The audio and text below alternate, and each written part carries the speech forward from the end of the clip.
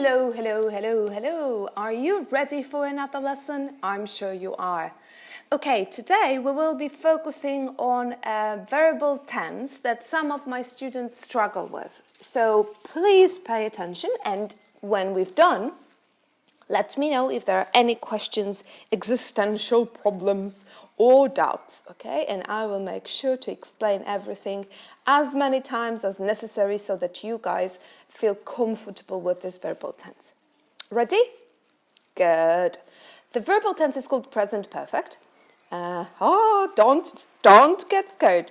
Stay with me. We're here together, okay? We're in it together. I'll help you out. No worries and no preoccupations before the lesson. The verbal tense present perfect is structured in the following way. You have the subject, I, you, he, she, we, right? The subject. And then we have an auxiliary verb, have. Please remember that this verb for the third person singular, so for persons like he, she, and it, has a slightly different form. Do you remember? Of course you do. It's he has, she has, and it has. For all the other verbal forms, okay, so for all the other subjects, you will have the verb have with no alterations. Great. So, I have or I've, you have or you've, she, ta-dam, has or she's, he has or he's. Okay, that's just 2/3 of the verbal tense. The third part is the past participle of the main verb. For regular verbs, absolutely no difficulty here because past participle is exactly the same as past simple. For irregular verbs, if you don't remember, don't worry. You can find the list of irregular verbs and their forms on the back of almost every book. And I will make sure to place a link to a list of irregular verbs below this audio lesson. So don't worry about it. Okay, so it's very simple.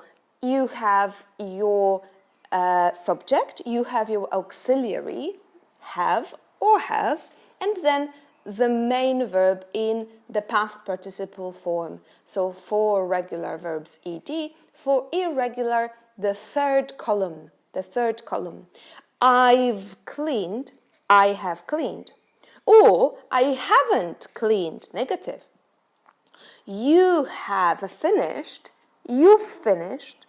Or you haven't finished, negative. They've been in Italy, they've been, okay, they have been, or they haven't, negative, they haven't been.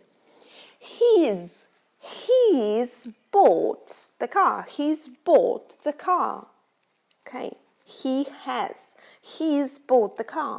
She's taken a new course, she has, or she hasn't taken a course. When you want to create a question, you have absolutely no difficulty. You take your auxiliary verb have or has, put it in the front position, follow it by the subject and then by the past participle. So a clear, by the book inversion. Absolutely no trouble here. Have you finished? Has she bought? Have they taken? See? Easy peasy. All right? No difficulty. There is a couple of things that I need to tell you about situations in which you cannot use present perfect. So imagine that I say yesterday. Yesterday is a period of time that entirely belongs to the past. Okay? It creates no temporary relationship with now. So if you use the word yesterday or 2 years ago or last week or last year in your sentence, then no. You cannot use present perfect. Okay? So, I saw my best friend for breakfast last Friday. I saw my best friend for breakfast last Friday. I cannot say I've seen because I'm saying last Friday. Do you understand? Last Friday is a time reference about the past. You only can use the I have seen, you have done, when you want to show that there is result now, so the action has a very clear result now, and there is no time reference in the past. Okay? So, for example, if I say, oh, are your parents still having dinner? And you see that they are having, the coffee on the sofa while watching TV, you'd say, no, don't worry. They've finished. They've finished. Okay? Now they've finished. The result is they are sitting on the sofa, right? They've finished their dinner. Okay? Is Tom here, I could say, and you look around and say, boo, no, you know what? No. He's gone to work. He's gone out. He's gone out. All right? Why? Because now he is not here. It was raining, and now the sun, and just 2 clouds, and everything is nice and pretty. You say, oh, I'm so happy. It stopped. It has stopped. It stopped raining. Okay? It stopped raining. It has stopped. It stopped. Do you see? Okay. If you tell me that you're very, very sad because you can't find your passport, I say, well, do you know when or where you've lost it? You've lost it. Why present perfect? Because you don't have your passport now. Okay? If you have a new car now, you could say, yes, you're right. You could say, we've bought a new car.